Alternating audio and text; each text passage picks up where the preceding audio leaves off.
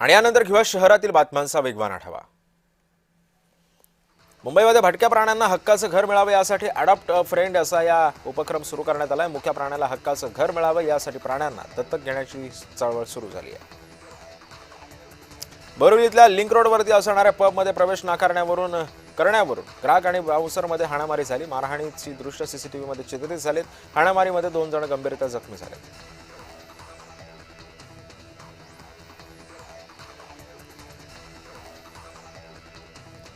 बोरिवलीमध्ये मुंबई मनपानं मोठी कारवाई केलेली आहे। स्थानिक नेत्यांच्या तक्रारीनंतर हॉटेलवरती तोडक कारवाई करण्यात आली। अनधिकृत रिसॉर्टवरती आणि टेरेसवरती हॉटेल उभारलं जात असल्याचं पाहायला मिळालं होतं।